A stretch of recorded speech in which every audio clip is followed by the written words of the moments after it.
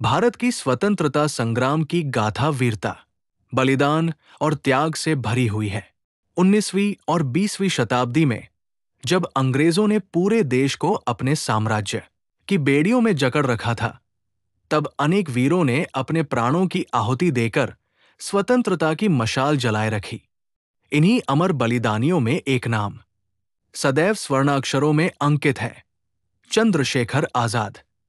वे केवल एक क्रांतिकारी ही नहीं, बल्कि स्वतंत्रता का पर्याय बन गए। उनका जीवन साहस, अनुशासन और अडिग संकल्प का अद्वितीय उदाहरण है। चंद्रशेखर आजाद का जन्म 23 जुलाई 1906 को मध्य प्रदेश के झाबुआ जिले के भाभरा गांव में हुआ। उनके पिता का नाम पंडित सीताराम तिवारी और माता का नाम जगरानी देवी था। परिवार साधारण था, परंतु माता पिता ने उन्हें संस्कार और साहस प्रदान किया। बालक चंद्रशेखर शुरू से ही चंचल, निर्भीक और साहसी स्वभाव के थे। गांव के वातावरण ने उन्हें कठोरता और आत्मनिर्भरता का पाठ सिखाया। माता जगरानी ने उन्हें रामायण और महाभारत की गाथाएं सुनाई, जिससे उनमें देशभक्ति और त्याग की भावना गहराई से उत्पन्न हुई। शिक्षा प्राप्ति हेतु वे काशी, वाराणसी गए। वहीं उनके भीतर देशभक्ति की लौ प्रज्वलित हुई। उस समय देश भर में महात्मा गांधी का असहयोग आंदोलन 1921 चल रहा था। विद्यार्थी चंद्रशेखर भी इसमें शामिल हो गए। आंदोलन के दौरान उन्हें गिरफ्तार कर अदालत में पेश किया गया। जब न्यायाधीश ने उनका नाम पूछा, तो उन्होंने निर्भीकता से कहा, नाम आजाद, पिता का नाम स्वतंत्रता, घर जेल खाना। ये उत्तर सुनकर पूरा न्यायालय सन्न रह गया। उसी दिन से उनका नाम आजाद अमर हो गया। गांधी जी ने 1922 में चौरी चौरा कांड के बाद असहयोग आंदोलन वापस ले लिया। इससे युवा क्रांतिकारियों को गहरा आघात पहुंचा। चंद्रशेखर आजाद भी उनमें से थे। उन्होंने तय किया कि अब अंग्रेजों को केवल हथियार और विद्रोह से ही हराया जा सकता है। वे हिंदुस्तान रिपब्लिकन एसोसिएशन HRA में शामिल हो गए, जिसे बाद में भगत सिंह और साथियों ने Hindustan socialist Republican association HSRA के नाम से संगठित किया। आजाद इस संगठन के प्रमुख सेनानी और रणनीतिकार बने।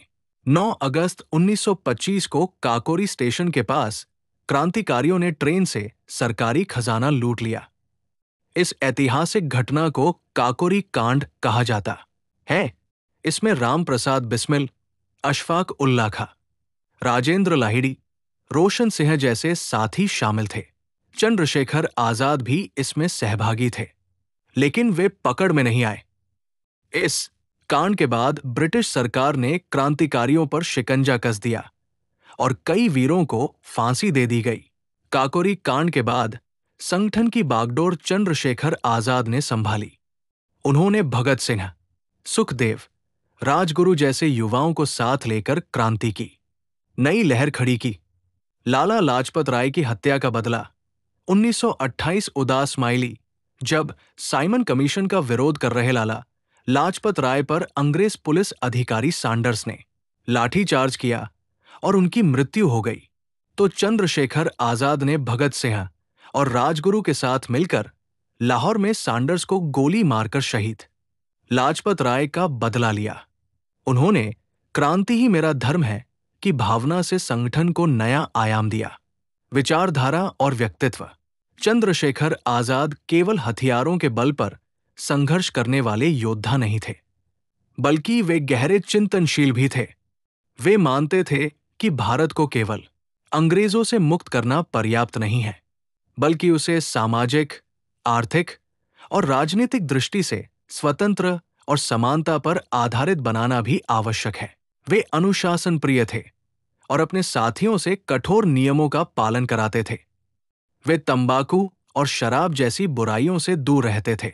ब्रिटिश सरकार हर हाल में आजाद को पकड़ना चाहती थी। 27 फरवरी 1931 को एक मुखबिर की सूचना पर पुलिस ने उन्हें इलाहाबाद, अब प्रयागराज, के अल्फ्रेड पार्क में घेर लिया। आजाद ने बहादुरी से मुकाबला किया। उनके पास सीमित गोलियां थी। उन्होंने घंटों तक अंग्रेजी पुलिस का सामना किया। जब अंतिम गोली बची, तब उन्होंने शपथ याद की, आजाद कभी पकड़ा नहीं जाएगा। उन्होंने वो अंतिम गोली स्वयं को मार ली और वीरगति को प्राप्त हुए। इस प्रकार चंद्रशेखर आजाद सदा के लिए अमर हो गए।